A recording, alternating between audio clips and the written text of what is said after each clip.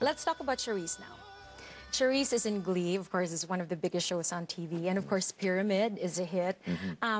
Give us an assessment of how she's doing so far, how she's handling this new fame. Well, Charisse, I like to describe her as I think she's a laser beam. And before I answer your question completely, I'll tell you what I mean by that. We can be doing a TV show, like if you had a piano here right now and Charisse was here, and you just leaned and said, do a shortened version of Pyramid, and then we'd have 30 seconds to work it out.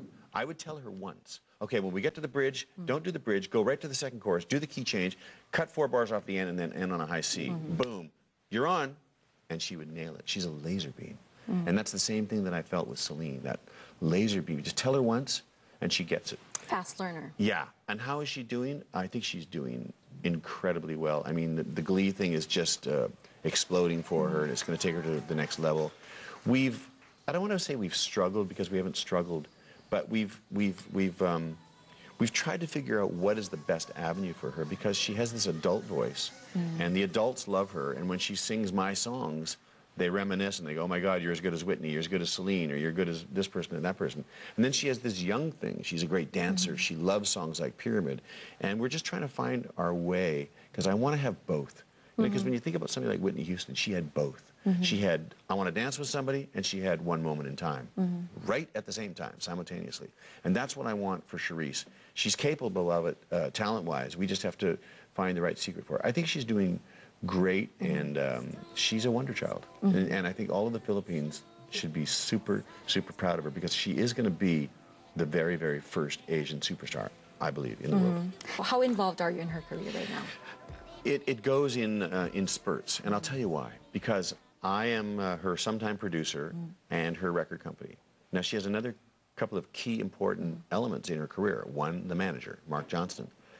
And a manager and an artist typically have a relationship that a record producer cannot break that bond, because they talk to each other 5 to 10 times a day. They're on the road together. They're together 24/7.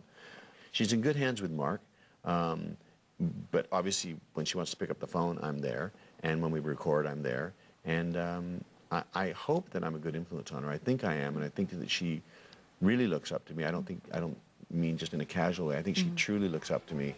And, you know, hopefully I'm like my parents, because my parents gave me a great, substantial upbringing, and hopefully I'm giving some of her, my parents' DNA.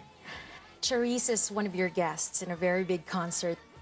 Tell us more about The Hitman Returns. What do you think of that title, by the way? Is that kind of corny? The Hitman Returns to Mandalay. Returns. Yes. The Hitman Returns to Mandalay Bay, Las Vegas. Well, I think it's catchy. It's catchy. You know, I love the title Hitman. I called my book Hitman, and everybody fought me on that. But I just like the play on words of like that and, you know, hits.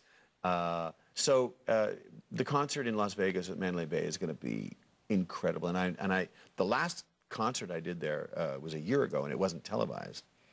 The Filipino community came out so strong for Charisse, and they seemed to like me too, but they were there for Charisse, and it was so great.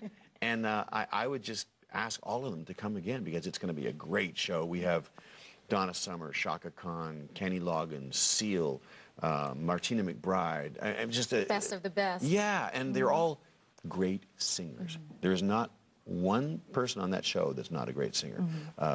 Donna Summer, did I say her already? Yeah.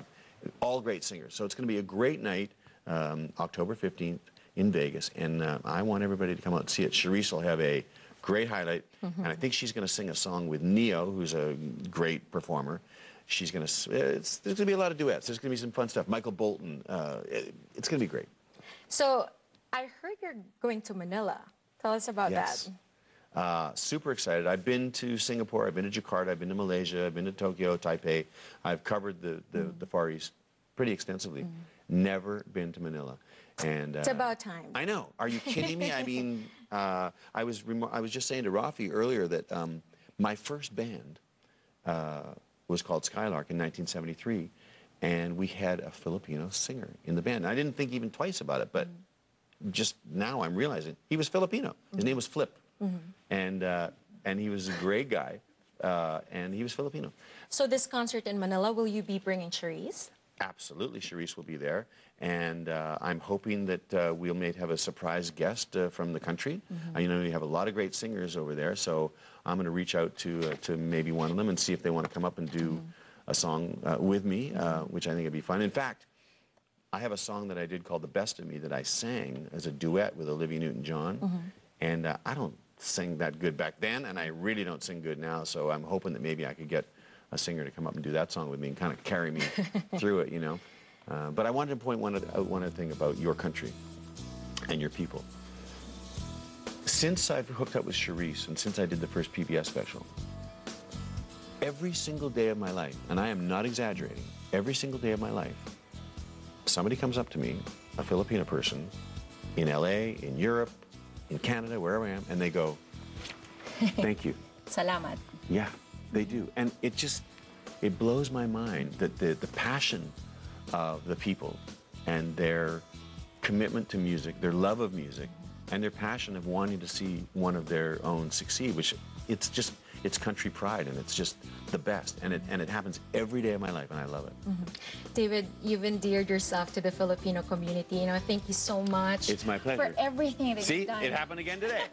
You see what I'm For talking everything about? that you've done for CHARICE and for just the beautiful music that you've given us Thank you, through all Annie. of these Thank years. you, Annie. Mabuhay ka, Mr. David Foster. Thank you. I'm a lifetimer now. I'm a Filipino. Thank you.